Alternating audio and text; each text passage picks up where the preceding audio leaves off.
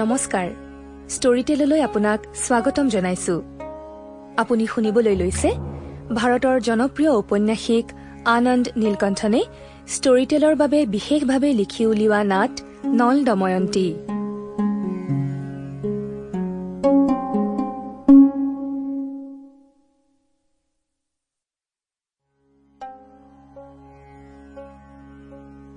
হাজাৰ বছৰীয়া মহাজাগতিক নিদ্ৰাৰ পৰা সাৰ পাই ব্ৰহ্মাই আৱিষ্কাৰ কৰিলে তেওঁৰ সঁচাই বৰ ভুল হ'ল। তেওঁ ত্ৰাহিত হৈ পৰিল। হাতৰ আঙুলিৰ বিশেষ শক্তিৰে সেই ভুলটো শুধৰাবলৈ লওঁতেই হেমাংগই তেওঁৰ হাততে থাপ মাৰি ধৰিলে।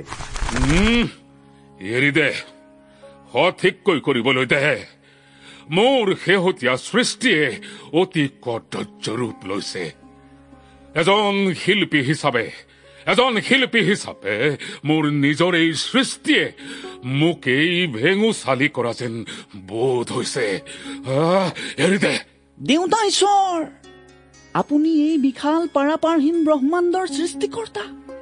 তাৰে এচুকত আপুনি স্থাপন কৰিছে এটি অনুজ্জ্বল নীলা বিন্দু। এই পৃথিৱীক আপুনি বায়ুৰে পৰিপূৰ্ণ কৰিছে।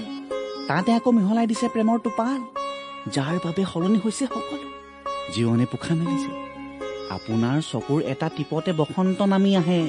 কুলি চৰাইৰ কণ্ঠত প্ৰেমৰ গীত, ময়ূৰৰ পেখম ধৰা নৃত্যত নামি অহা বৰষুণ, আমি মলিওৱাৰ সময়ত সেই সুগন্ধ কঢ়িয়াই অনা মলয়া বতাহ। এই সকলোবোৰ চোন আপোনাৰেই সৃষ্টি। আপুনি এইটো সৃষ্টি কৰিলে পাৰিজাত, সপ্তপৰ্ণী, কদম ইত্যাদিকে ধৰি অনেক সুগন্ধিযুক্ত ফুল, পশু পক্ষী, গছ গছনি। ব্ৰহ্মাই তেওঁৰ অতীত, বৰ্তমান আৰু ভৱিষ্যতৰ তিনিওটা মূৰ জোকাৰি হুমুনিয়াহ কাঢ়িলে। মোৰ শেষৰটো সৃষ্টিয়ে সকলো নষ্ট কৰি পেলালে। হেমাংগই নিজ সৃষ্টিত ব্ৰহ্মাৰ শেষৰটো বুলনিলৈ চাই কলে, মনুষ্যসকল দেখোন সুন্দৰ। ইতিকিং নকৰিবি। এই যাক লজ্জাহীন জীৱ। মই অতিষ্ঠ হৈ পৰিছো। হেমাংগ, চাচোন চা, এই অপ্ৰীতিকৰ প্ৰাণীবোৰে কিখন কৰিছে চা। এই বুলি কৈ ব্ৰহ্মাই হাতখন ঘূৰালে আৰু লগে লগে হেমাংগৰ দুচকুৰ সন্মুখত ভাহি উঠিল এনে এক দৃশ্য যাক মনুষ্য জাতিয়ে সভ্যতা আখ্যা দিয়ে। মোৰ খবৰলৈ চাচোন। মন্দিৰ এটাৰ সন্মুখত নৃত্য কৰি থকা মানুহ এটাকলৈ আঙুলিয়াই দিয়ে ব্ৰহ্মাই হেমাংগৰ ওচৰৰ পৰা লক্ষ্য কৰিবলৈ বুলি অদালত আগুৱাই আহি তাহানি চাই নাচি থকা মানুহবোৰে বেজিৰে সিহঁতৰ গাৰ ছাল ফুটা কৰি দিছে। কিছুমানে নিজৰ গালত সৰু সৰু ত্ৰিশূল জাতীয় কিবা জোঙা বস্তু খুচি দিছে। কিছুমানে মাটিত বাগৰি বাগৰি মন্ত্ৰ মাতি ভগৱানক মাতিছে। এতিয়া এইফালে চা। ব্ৰহ্মাই খঙতে ভোৰ ভৰাই ক'লে। তেওঁ তেনে সংস্কৃতৰ বাবে ক্ষমাও খুজিলে।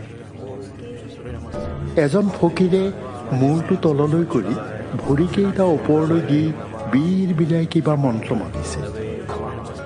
আন এজনে আকৌ তেওঁৰ কাষতে এটা ভৰিত ভৰ দি থিয় হৈ অস্ফুট ভাষাৰে বেবেৰী বাং কিবা এসোপা গাই আছে।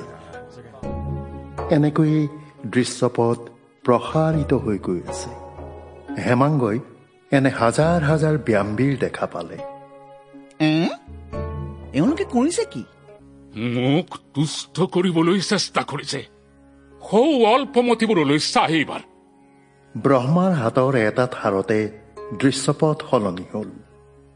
এয়া আছিল একেখন পৃথিৱীৰে অন্য এটা দৃশ্য। এদল মানুহে তিৰোতাজনীক খেদি নিছে, শিল দহিয়াইছে। মানুহবোৰ যেন ৰক্ত পিপাসু হৈ পৰিছে। সেই তিৰোতাগৰাকী মোৰ বিৰুদ্ধে কিবা মন্তব্য কৰিলে। তাতেই সিহঁতৰ আবেগত আঘাত লাগিল। Sample complete. Ready to continue?